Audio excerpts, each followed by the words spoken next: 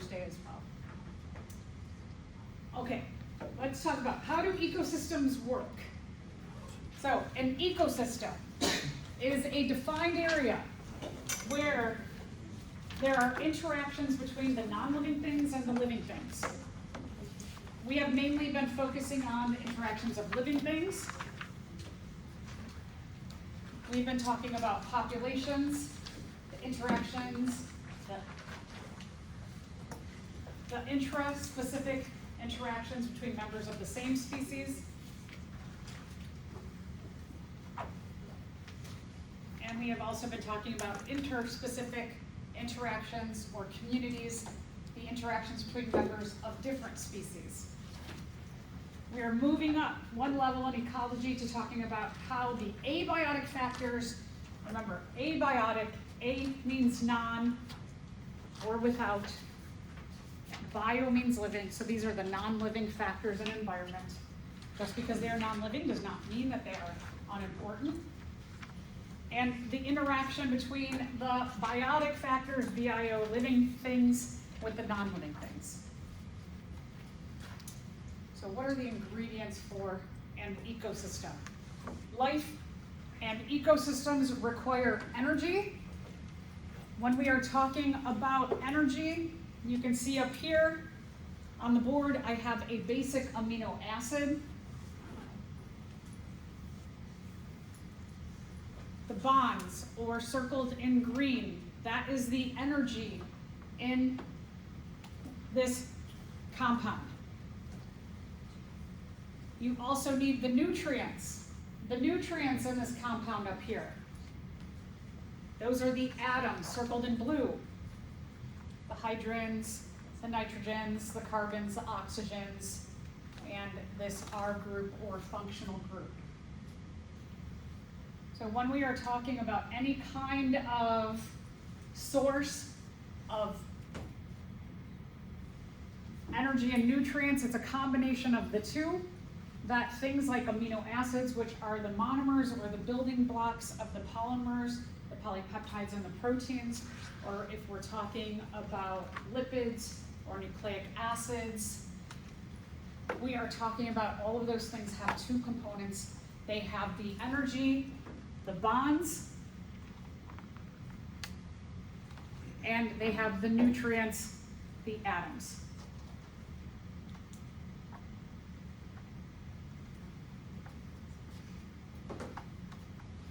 For most ecosystems on the earth, energy comes from the sun. There are, because of evolution, there are a few weird ecosystems where energy comes from chemicals within the environment.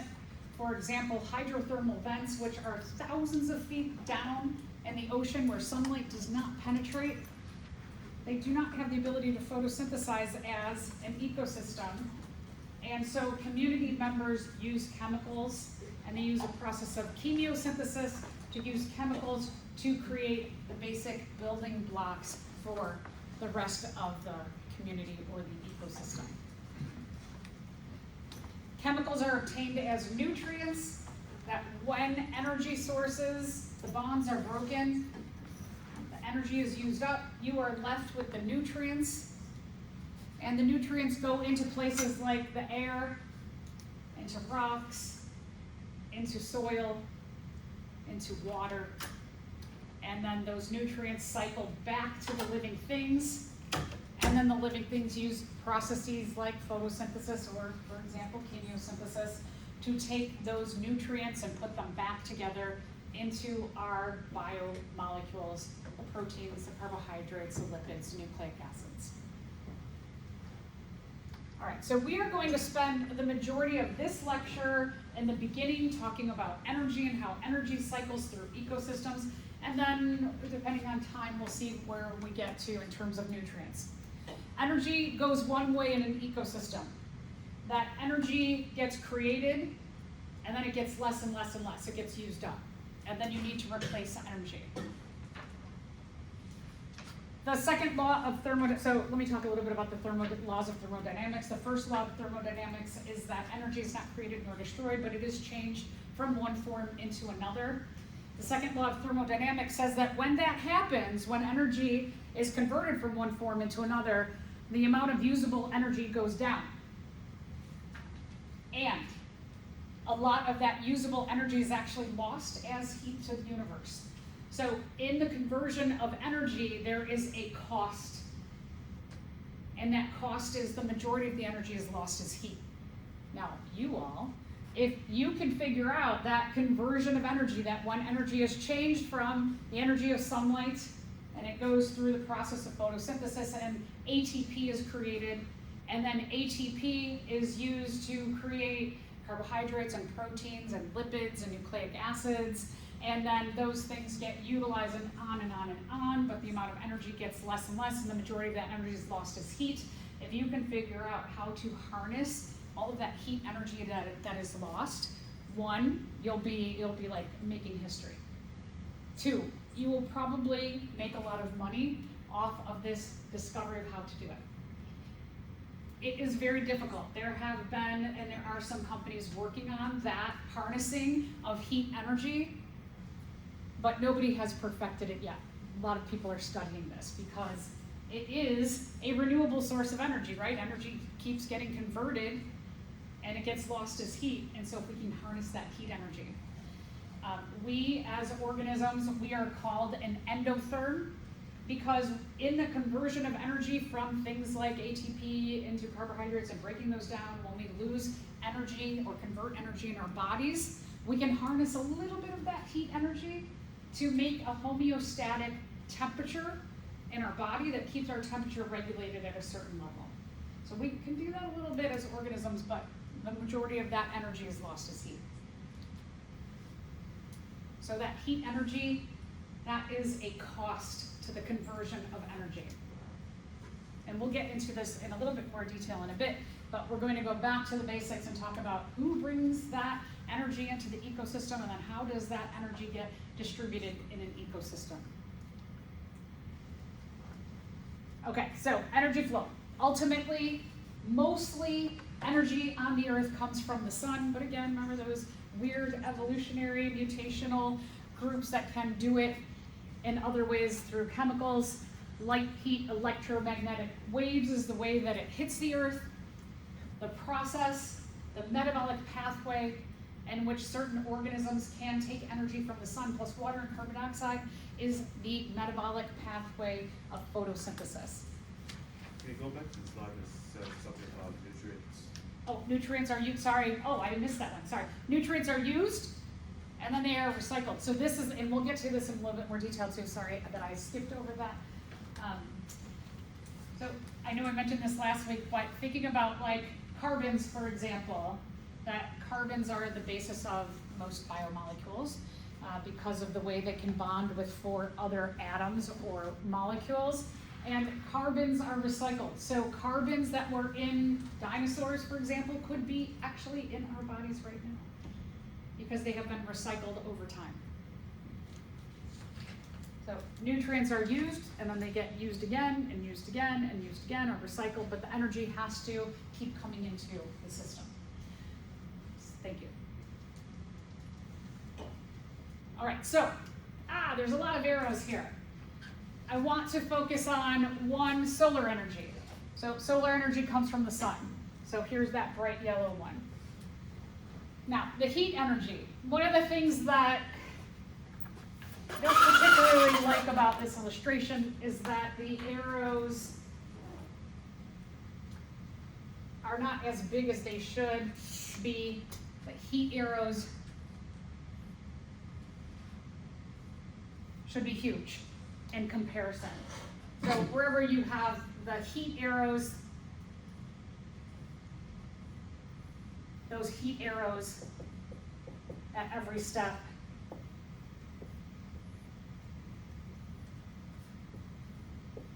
should be enormous.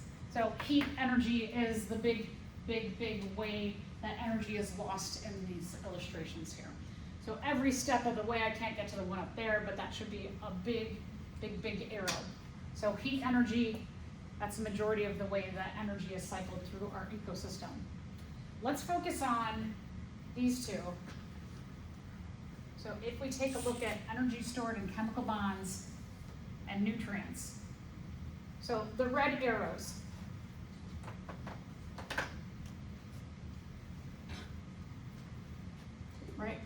You have these arrows here.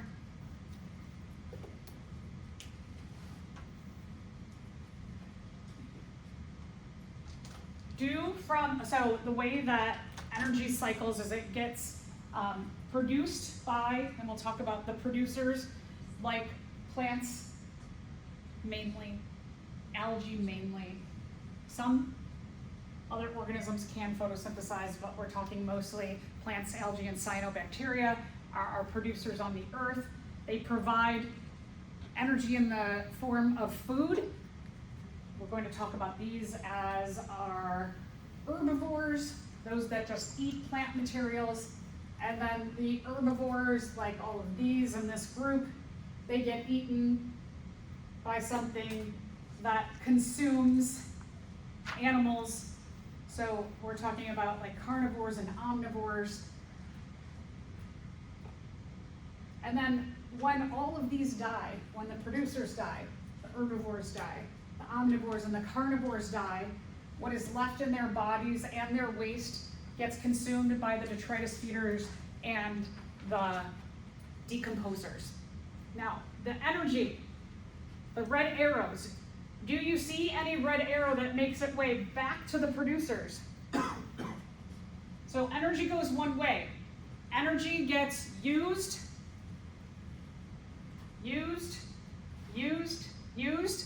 and there's nothing left. It's done, it's consumed. You don't have energy that cycles back to the producers. So energy is not recycled. It doesn't make a full circle back to those that create the energy. But now let's take a look at the nutrients. Carbons, the hydrogens, the nitrogens, the oxygens, all of those atoms. So what we see is, okay, our nutrients in the blue, they make their way to our primary consumers, our herbivores, and they make their way to our carnivores, and they make their way to the detritus feeders. But look at that. They make their way back to the producers. So when you're talking about the nutrients, they go back, and they end up back where they started. They are recycled. So just like a difference in the arrows here, tells you a little bit about that energy is consumed and it goes one way, it dissipates and it's gone. Then it needs to be brought back in by the energy from the sun to add more energy, and then it's used at every level and it's done, it never recycles. But the nutrients, the carbons, hydrogens, nitrogens, oxygens in the process of photosynthesis make their way through, and then those atoms make their way back to the producers. So make sure that you understand this illustration so that if this illustration perhaps pops up on an exam and I ask you some questions about the 4 different kinds of arrows, that you understand how to interpret this. Anybody, any questions?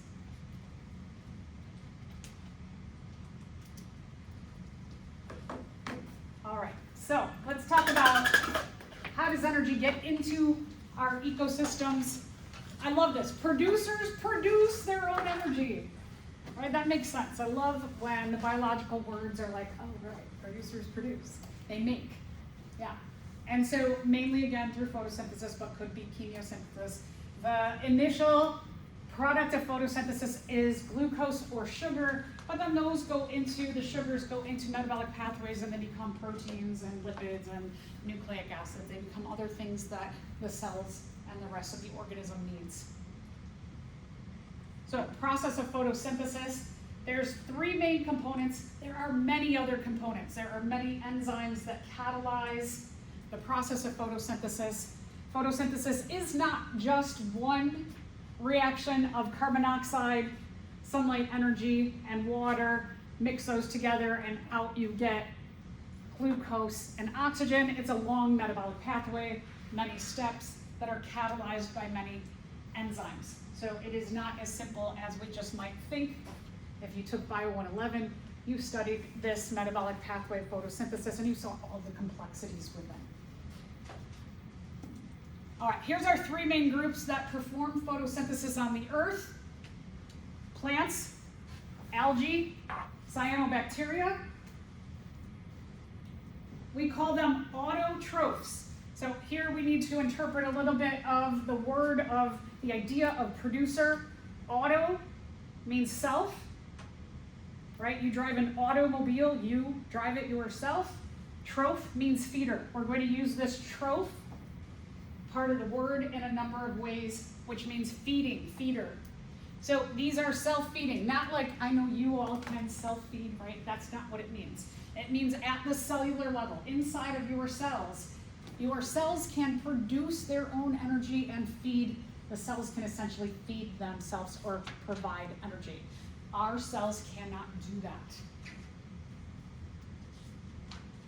They take energy from the sun, carbon dioxide and water, and convert those abiotic factors into energy and nutrients and food sources.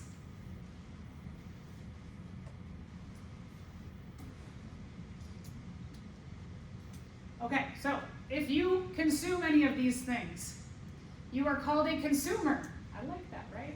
Consumers have to bring that energy source into their body. You have to get it inside of your cells if you are unicellular, or if you are a smaller organism. And then we talked about the process of digestion and respiration, that larger organisms have whole systems, but it could be at the cellular level if you are something like a prokaryote and you are one cell. You can do that within your one little cell, or you can do that at a systematic level like us.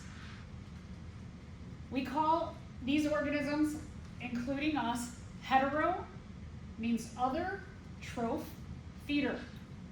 It means you eat something other than what is produced in your cells. You have to get your food from some other source than inside of your cells.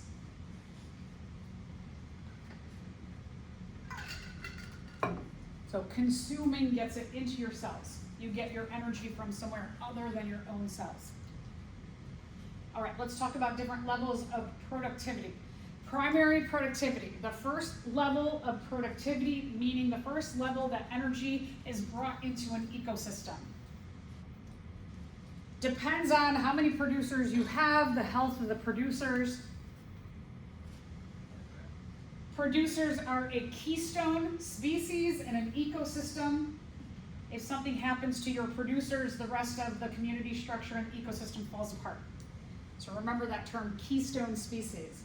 Some organisms or group of organisms that everybody else relies on, keeps the community healthy and functioning. Something happens to them, the rest of the community, the ecosystem is greatly affected.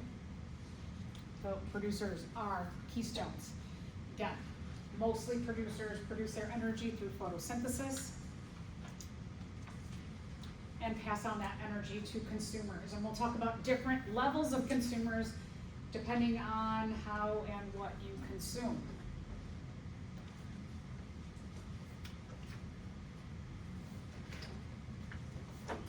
All right, primary productivity depends on a whole bunch of things.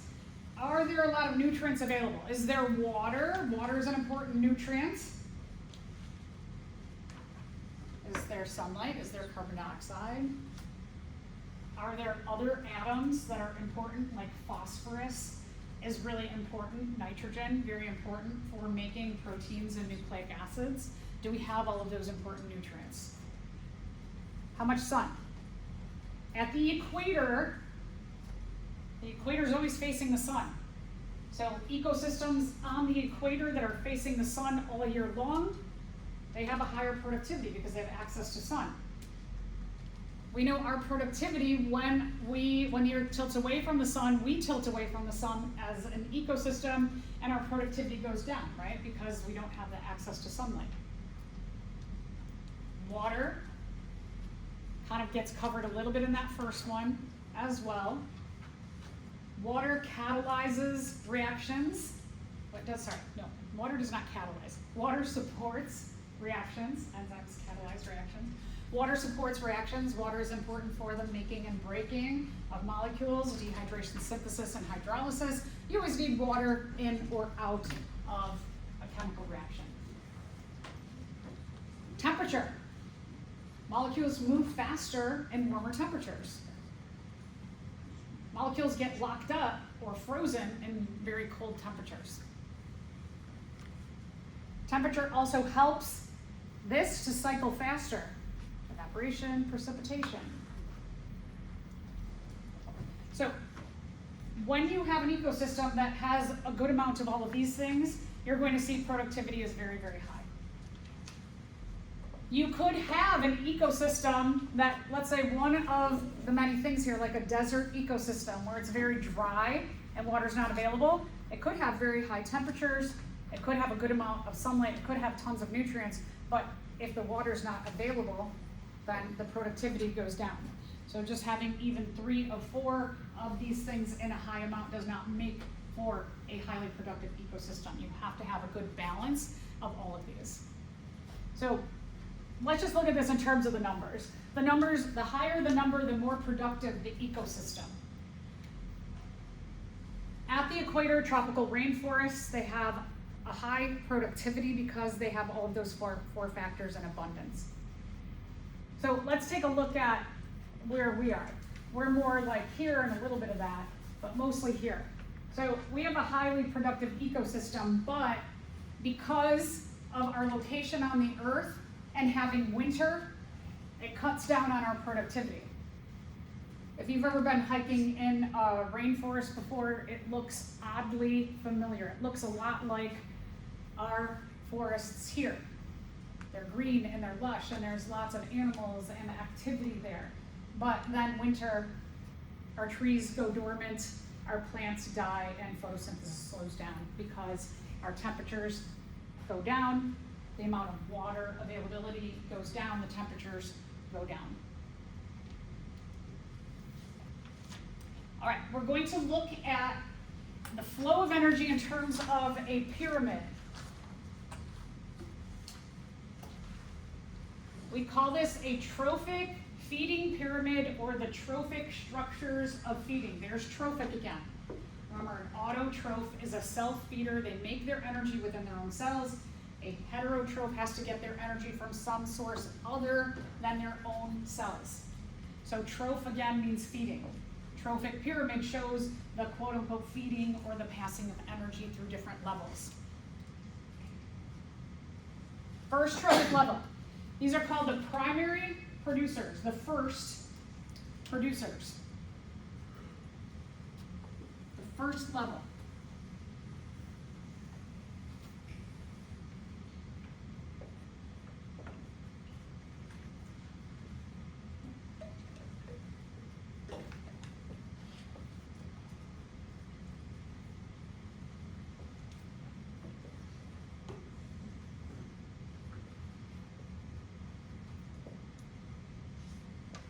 So when we're looking at our primary producers, they are autotrophs, and again, mainly through photosynthesis, but sometimes chemiosynthesis.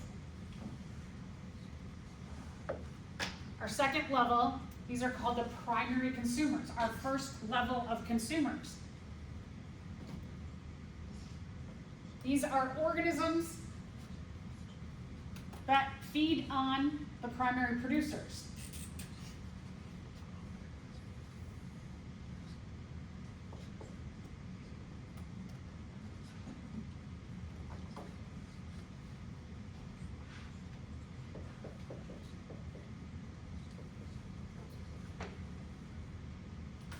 So our primary consumers are heterotrophs.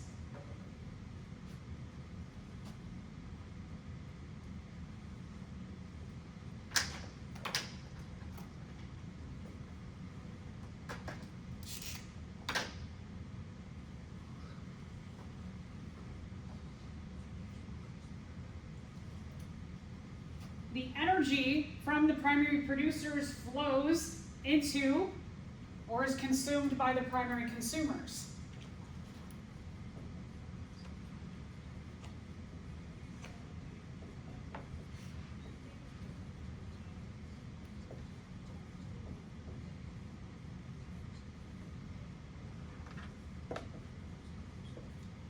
So the arrows point to where the energy flows. It does not mean that the primary producers are eating the primary consumers, right? No, their energy is flowing to them.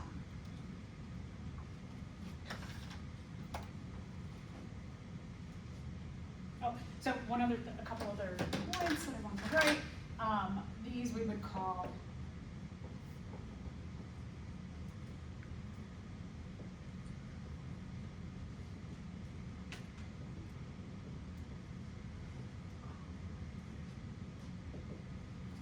these herbivores.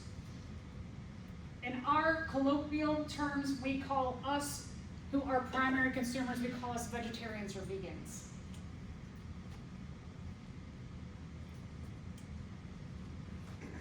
Our next level of consumer are our secondary consumers.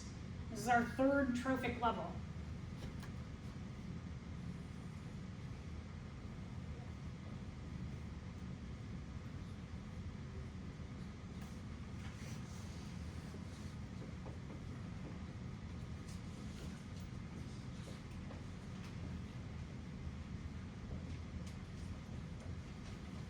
Call these omnivores.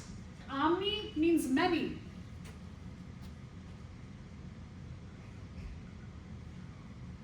They eat many different kinds of food, many different sources of food.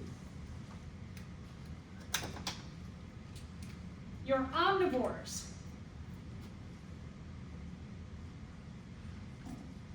They eat primary consumers, but they also eat primary producers.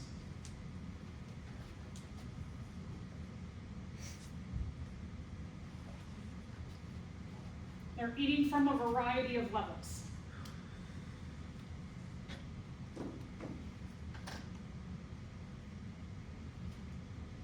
And then you have your fourth trophic level. These are the tertiary consumers. We often call them apex. Apex means top.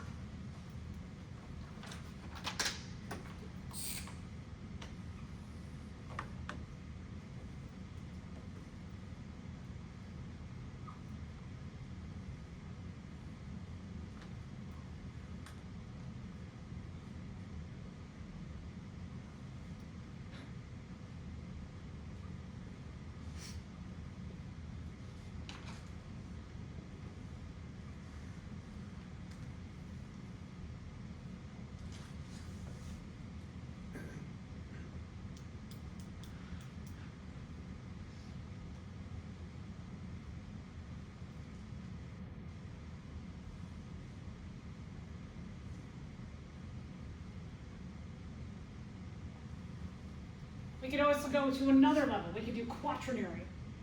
We could add another level up there. When you are taking a look at your tertiary consumers, they are heterotrophs. They're getting their food from somewhere other than themselves. You may have many omnivores, or you could have just carnivores who are just eating. If we're talking about the carnivores, they are eating predominantly secondary consumers and primary consumers, but a lot of these at this level are still omnivores.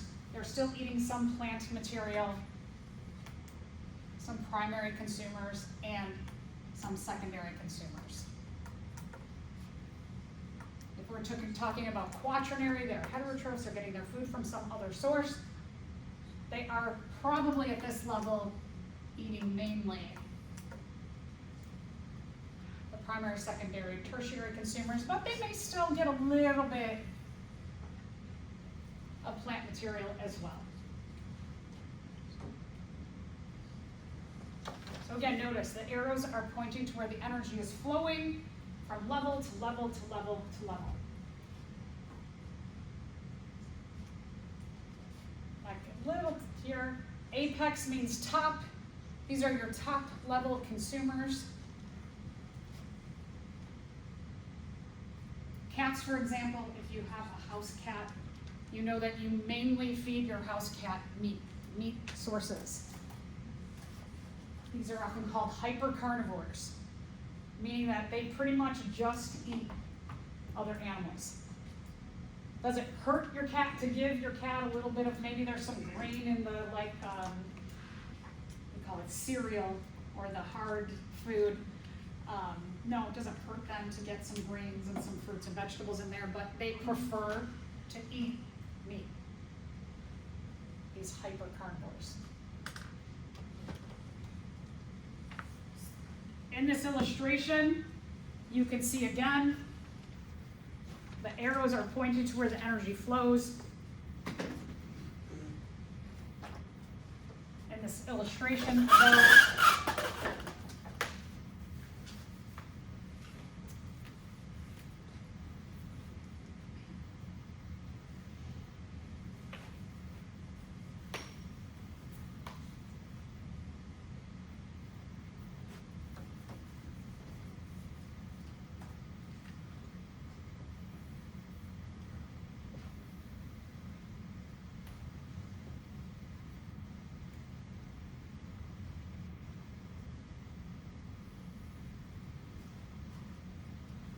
missing a lot of the arrow levels that I have here.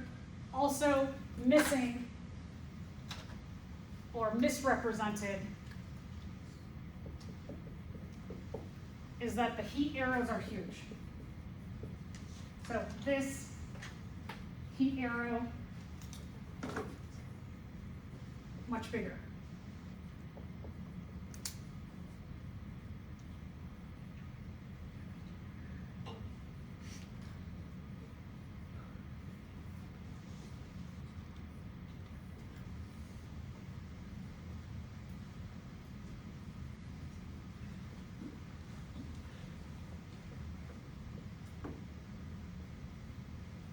So the heat arrows are much bigger than actually are shown on this illustration.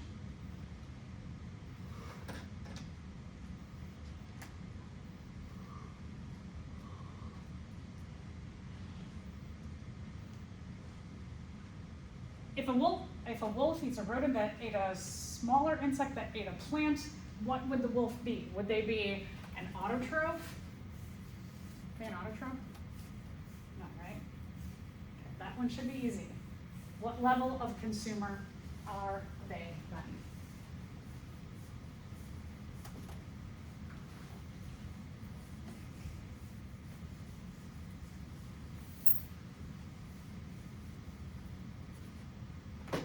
So our autotroph is our plant. Our primary producer would be the insect. Our primary, no, oh my gosh. Our primary producer would still be your plant. Primary consumer would be your insect.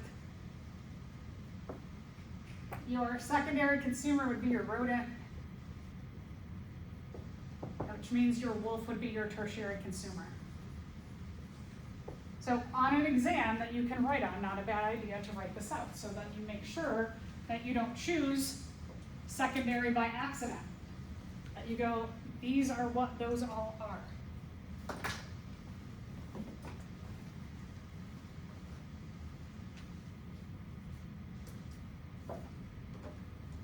Another illustration.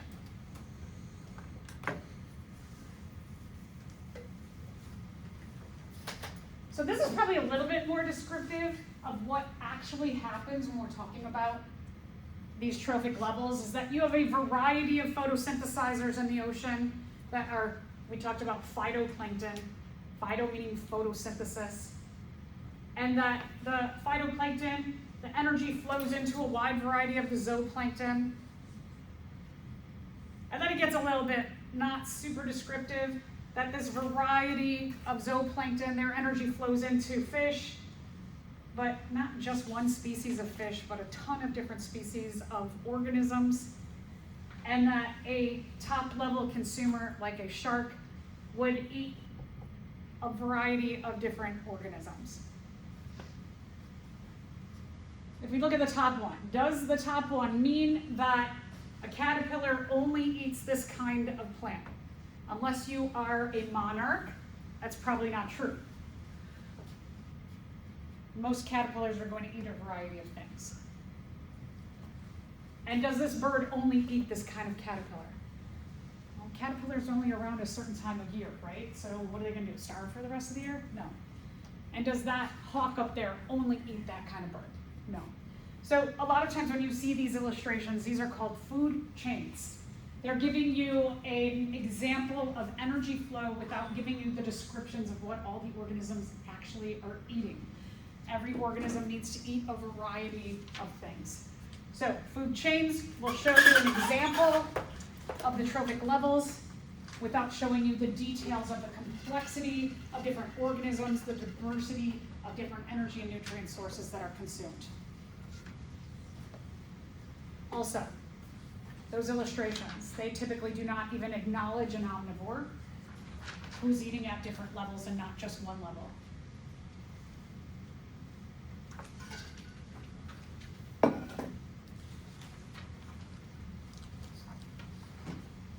So a big difference between what we would call a food chain and a food web.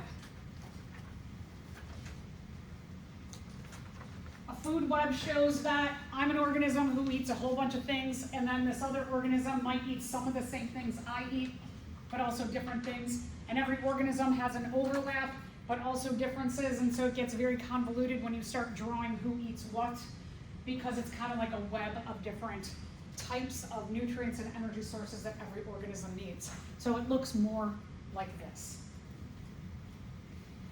Again, make sure on this illustration that you are acknowledging that the arrows point to where the energy flows. So, this shows up on an exam, for example, and I ask you some questions, don't get tripped up. The obvious one is like, okay, so this mouse right here in the center, right? If you're like, I can't remember, what did that mean? It said something about the energy flowing and the arrows, I can't remember. If you look at this mouse here, and you see the arrows pointing to a badger, pointing to an owl, pointing to a snake, pointing to a wolf, pointing to a hawk, you might go, yeah, right, the mouse is not pointing to what it eats. The arrows are pointing to what eats it. So if you see something like this, take a deep breath and try and make sense of what you're seeing in terms of the arrows and the energy flow. The arrows point to where the energy flows. All right, there's some things missing here. So let's talk about probably our most important part of all of this in terms of flow of energy and the recycling of nutrients, which is the detritivores and the decomposers.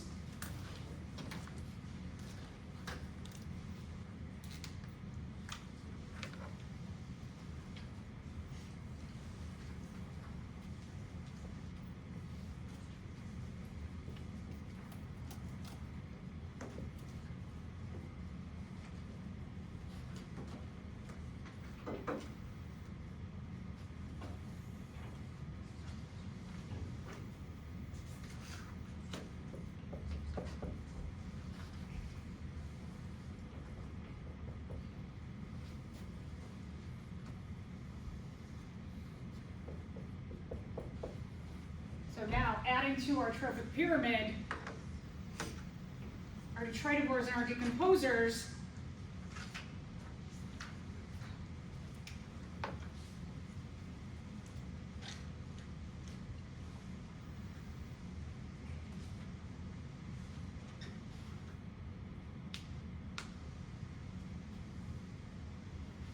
I should say, no zero.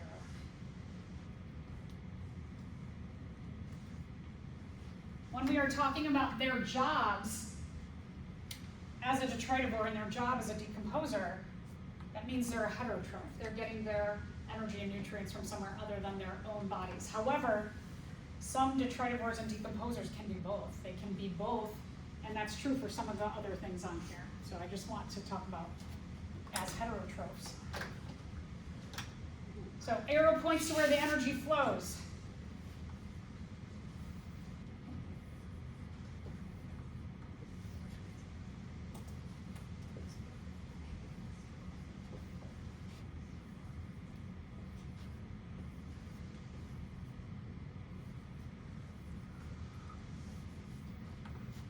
Whatever is left over in the trophic levels in the main part of the pyramid, the detritivores and the decomposers, they are going to get all of the extra energy from dead things and the waste of everybody in the middle in the pyramid. And that's it. That's the energy. Now, heat energy,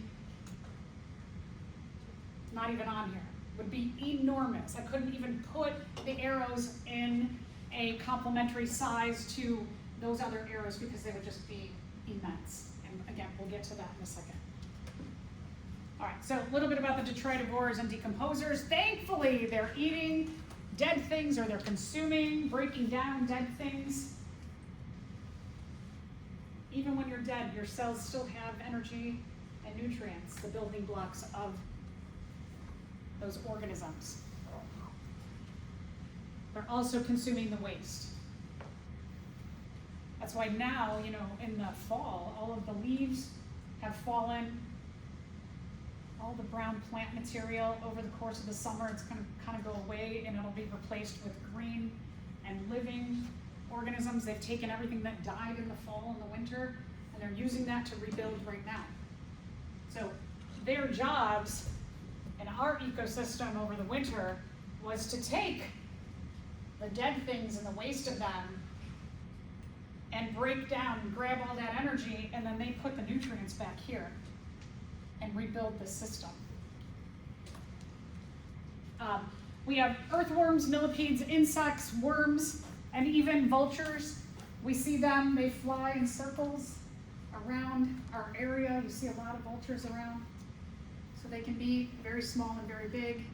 And then beetles, for example, and the decomposers. The main two groups of decomposers are bacteria and fungi, but we'll have some protists who can also do a little bit of that.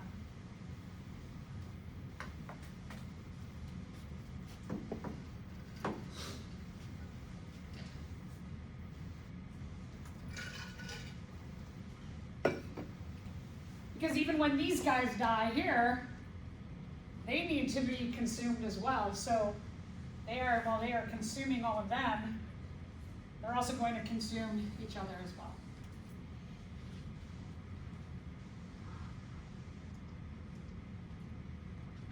Without decomposers and detritus feeders in an ecosystem, would plants eventually die? Would plants get all the nutrients they need if the decomposers and the detritivores were gone? No, right? Nobody would be recycling those nutrients. Don't stop there. Plants would soon develop nutrient deficiencies. Yeah, right? Dead material would accumulate. Nobody would be breaking down dead things and waste. Soil quality would get poorer. That goes with this, that you don't have nutrients put back into the soil. All of these? Yeah. All right. As I mentioned, because of the laws of thermodynamics, energy transfer is very inefficient. No system is 100%.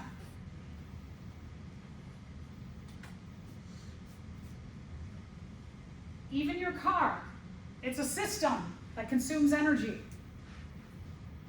You know that your car is doing the laws of thermodynamics because you go to the gas station and you put energy as gasoline into your car, and that energy of gasoline is converted through the motor of your car into the energy of movement.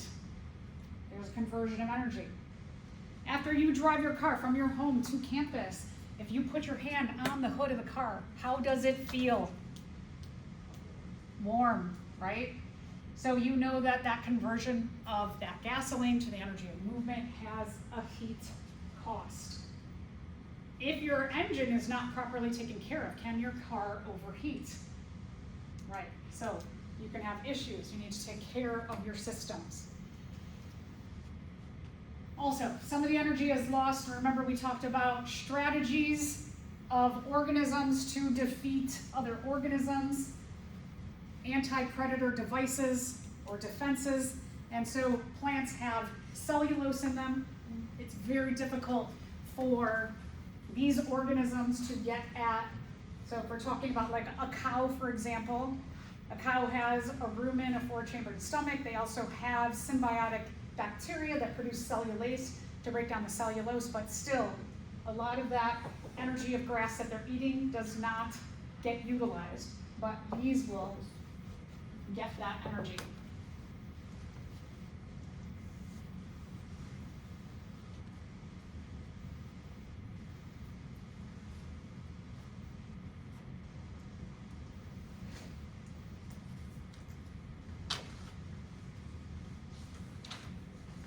when you're talking about eating something, let's say that you eat chicken. You go to the drive-thru and you get chicken fingers. Are you eating the whole chicken? No, right? If you get a chicken from home, let's say you go to Costco and you get a rotisserie chicken, are you eating everything in that bag? You're not eating the bones, some of the fat, right? You're throwing some of that away. So you are not utilizing, and you are a consumer, you are not utilizing everything from what you're eating, and then they will get that leftover energy and recycle those nutrients. So this is a little tiny bit better in terms of the arrows. But you can see the heat arrows are a little bit bigger, but again, they would be much, much, much bigger than that. You can see the DNDs here. They are getting a lot of the energy from the trophic levels here. And what's passed on the trophic levels is very small in comparison to what the DNDs are getting, and especially super small in terms of heat loss. Let's talk about how efficient. This is only about, per level, about 10% efficient. What percent is it inefficient, Ben? What percent inefficiency do systems have like this? 90% inefficient. 90% inefficient at every single level. So from here to here, only 10% of the energy is passed on. Up here, only 10% of 10%. 10% of 10% of 10% of 10%. Again, 10% of 10% of 10% of 10% of 10%. So as energy makes its way up, the efficiencies get to be minuscule percentages of what actually reaches up here. That's why you have less organisms as you go up. That's why you have a lot of bees on the outside. This is called the 10% law. 10% inefficient, 10% efficient, 90% inefficient. So here's what I'm talking about. The primary producers are taking in 100% of the energy. The primary consumers are only getting 10% of that 100%. The secondary consumers are getting 1 of that 100%. The tertiary consumers are getting 0.1%. And the apex predators, those quaternary consumers, are getting 0.01% of what the primary producers are producing. Here's another, kind of gives you an idea visually, amount of energy. You got a lot here and less as you go up. So these energy pyramids tell you why not just plants, but also other autotrophs, plants, algae, cyanobacteria, why this lowest or base level of the pyramid is big. It's to give you the visual idea there's a lot of organisms here. And less and less and less and less as you go up. So that your predators, there's less of them. And why there's so many DNDs.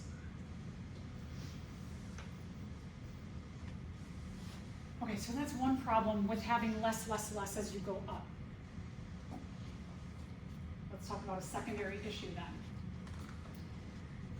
Toxic substances also make their way through this system as well. Toxic substances are magnified at each level. They are amplified.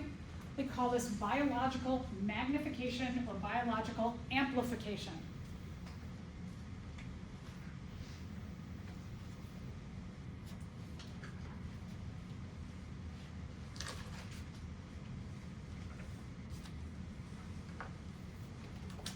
So in our air and in our water and in our soil, there's a lot of toxins that accumulate. So they are, with the process of photosynthesis, they are taking in air that has toxins, water that has toxins, and soil that has toxins. And all of those things then are going to accumulate in their bodies. When they get eaten, the toxins go to the next level. And And when they get eaten, the toxins go to the next level. Whatever toxins were taken in here that are passed here, get passed on here, here, and here. So the higher you go up, the more interactions you have below you, the more toxins accumulate in you.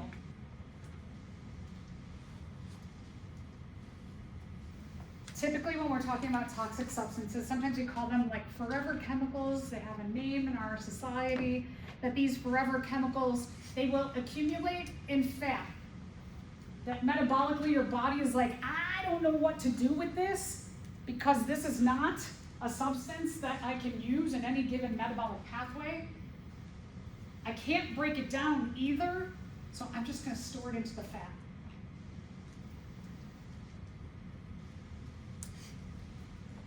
These molecules are made to be very, very stable. That's why we call them forever chemicals, because they don't break down. Their stability makes them stick around forever. They are not biodegradable. They are not able to be broken down, but degradable by a living thing, bio. These are non-biodegradable substances because they have stability. Our bodies don't know how to metabolize them. We can't. So they stick in us. When you get eaten, all the chemicals you have in your fat get passed on to the next level.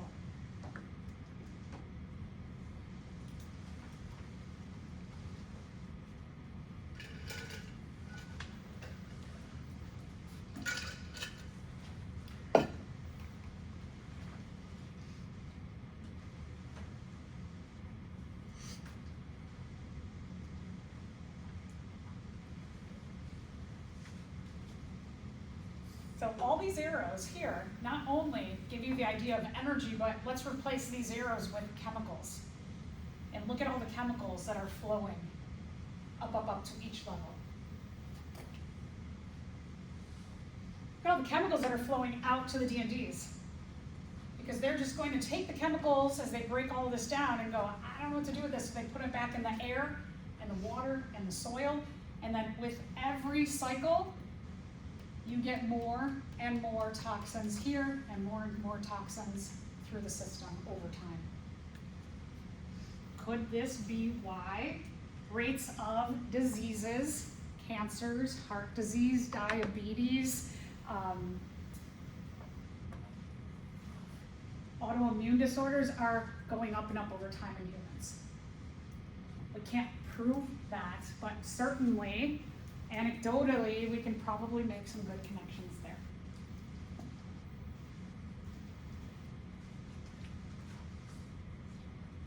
Birds might have 1 million times the concentration of toxins that are found in the water that they swim in. 1 million times. That's a lot. Another reason why there's less as you go up.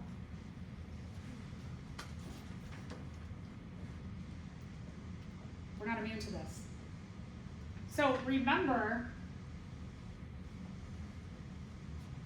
if you eat here and you are a vegetarian or a vegan, you are not getting as many chemicals as someone up here.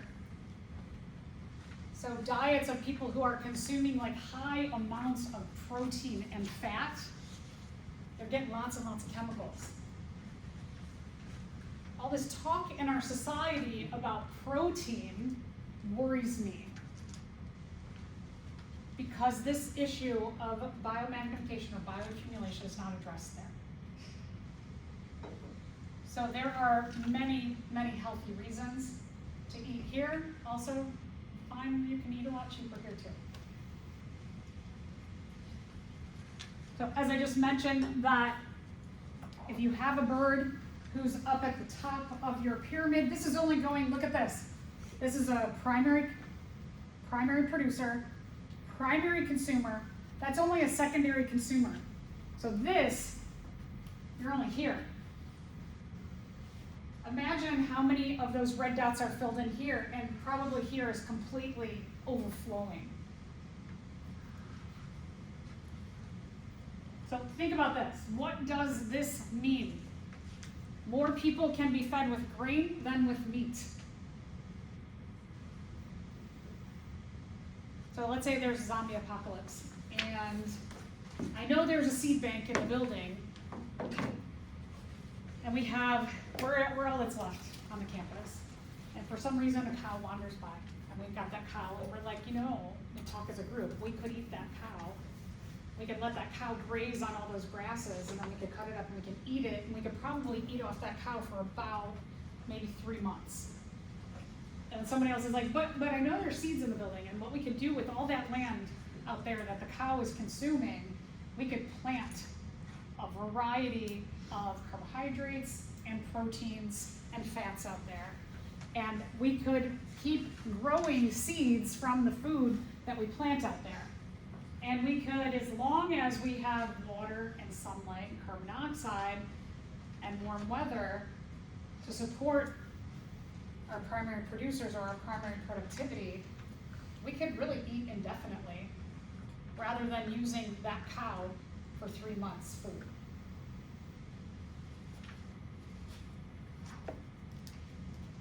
Okay, so let's talk now, let's shift a little bit and talk about nutrients.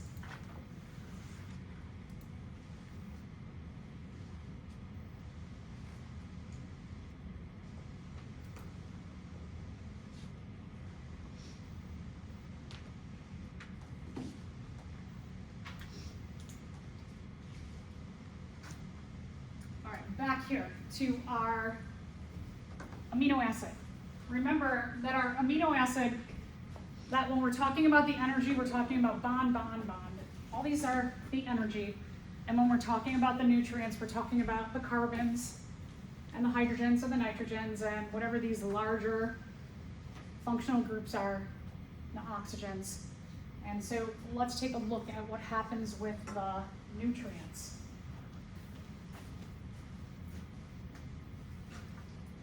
So the nutrient cycle, they go from the bio, the living things, to the geochemical, the earth things, the chemical things, and then they go back to the bio things. So we have a cycle of our nutrients throughout. We call them biogeochemical cycles because they cycle from living to non-living, from biotic to abiotic things, and back and forth. So first example of a biogeochemical cycle that's really important is carbon. Carbon is the framework of our biomolecule groups, of our carbohydrates, fats, proteins, and lipids, and nucleic acids. I said fats and lipids. Carbon has the ability to bond with 1, 2, 3, 4 other atoms, which makes it a really good, stable structure for other things to build on. It also allows you to have chains and rings, and we get these really big molecules, compounds, as carbon is the basis of it. So where are places that we have carbon? Carbon dioxide, right? We know that when we do cellular respiration, we take in oxygen, and then that oxygen helps us to break down our food. And as a waste product of that, we give off carbon dioxide, and the carbon dioxide is used here, and it cycles back to our plants who use carbon dioxide, water, and sunlight to give us our food, and then we respire as a part of cellular respiration, and again, then they get that carbon dioxide back. Okay, also, so respiration, very important way that our carbon, it cycles throughout.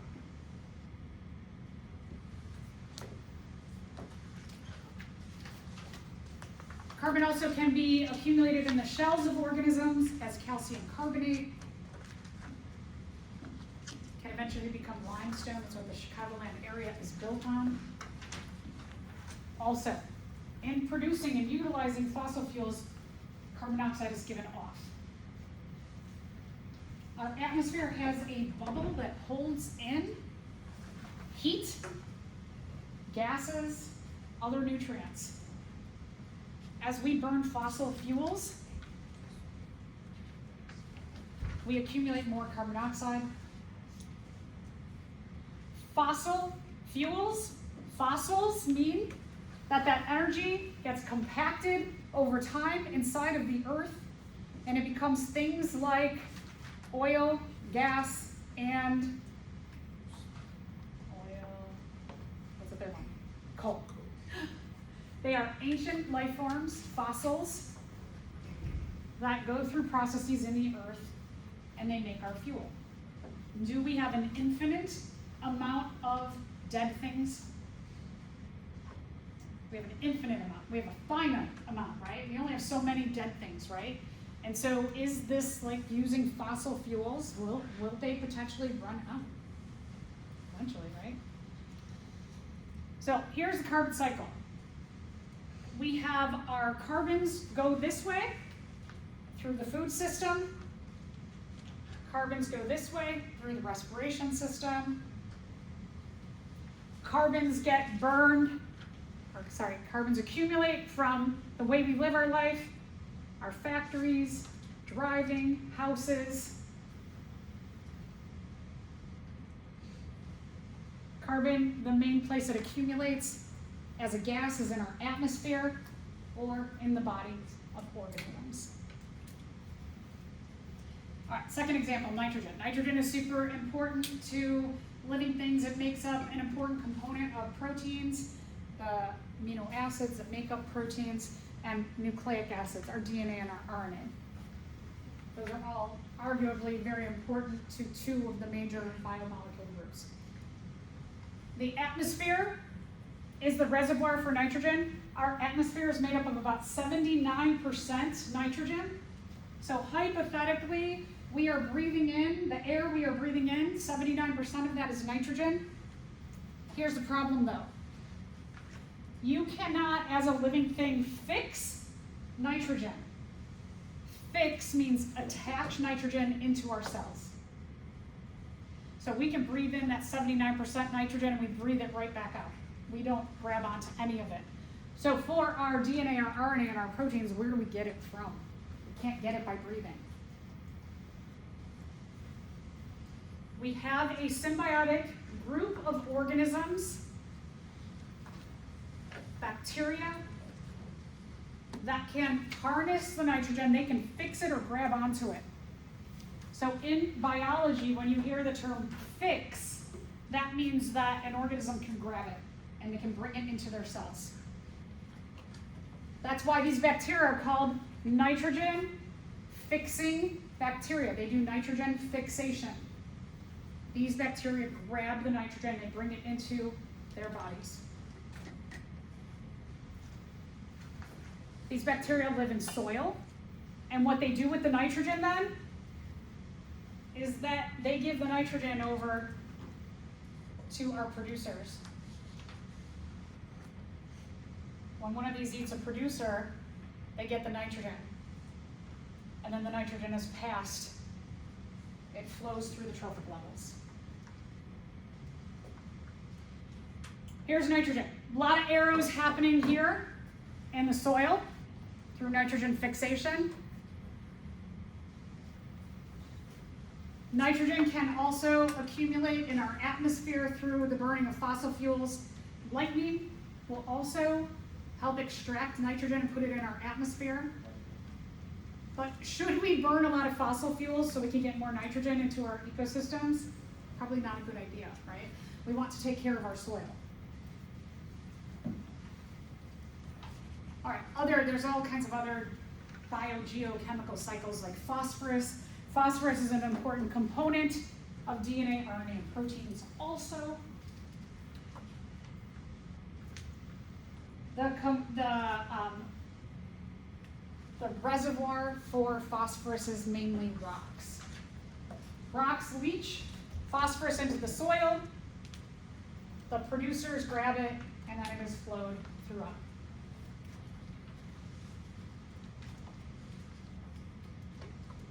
And then water, the hydrological cycle. Hydro, water. Water cycles through evaporation and precipitation. Solar energy drives this, but also climate change. The use of our climate change gases warming our atmosphere accelerates that.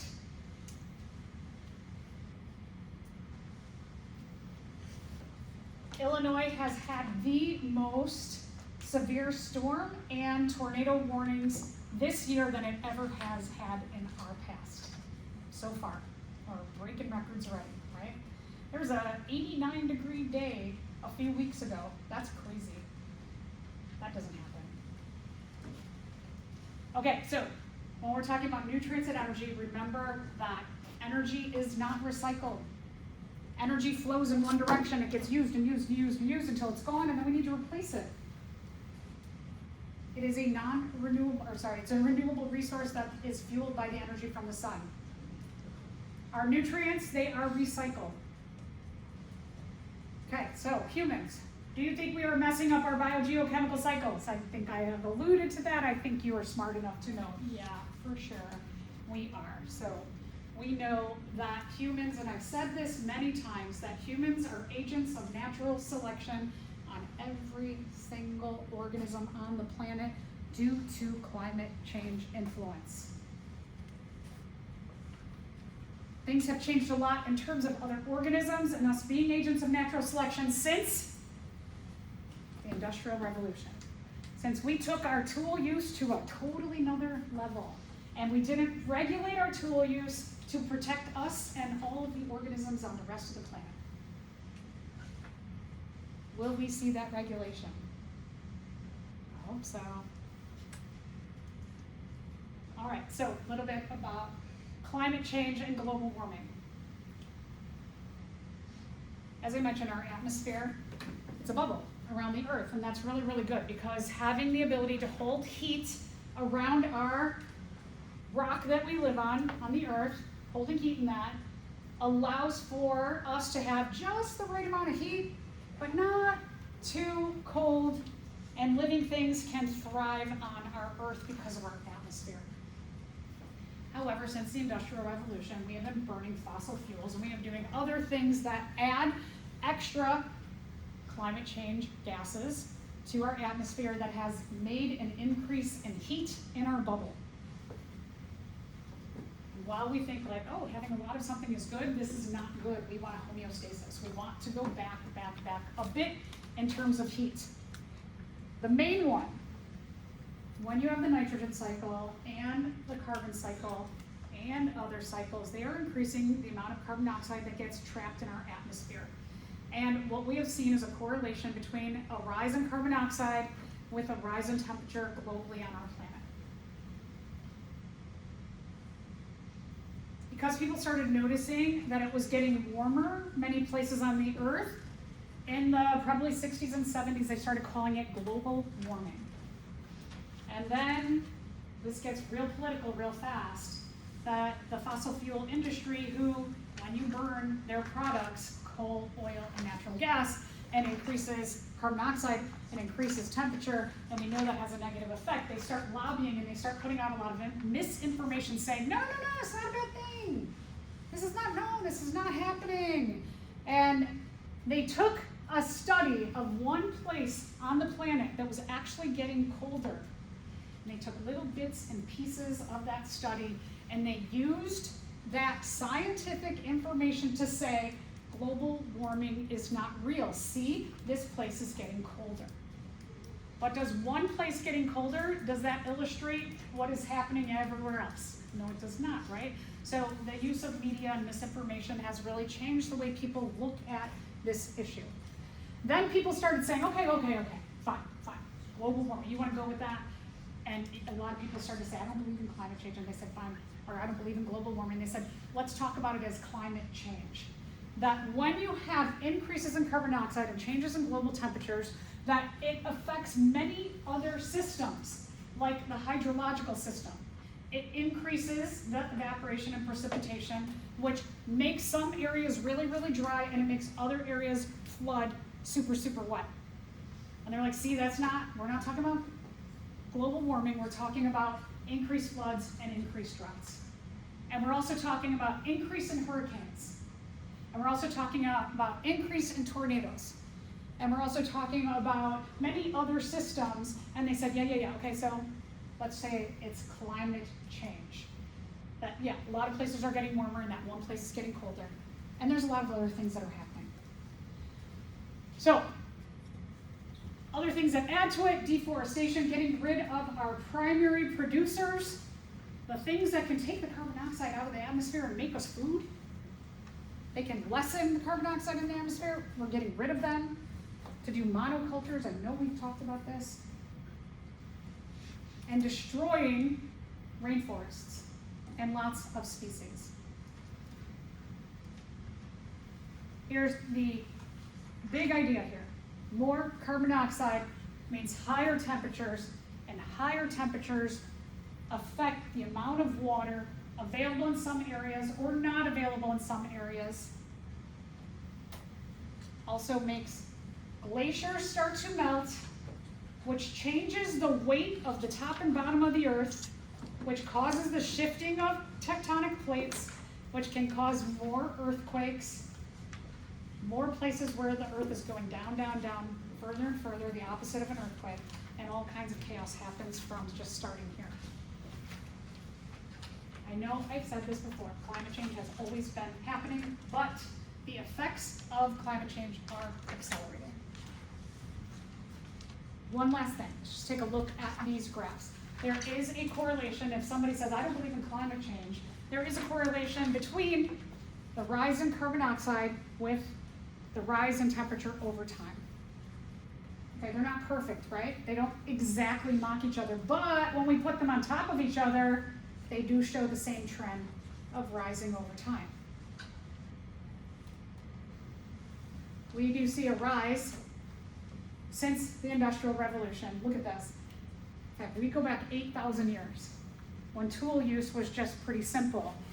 And we could see the effects of using those tools has increased issues over time of carbon dioxide, but then when we get to the Industrial Revolution, we have never seen something like this in the history of the earth, ever.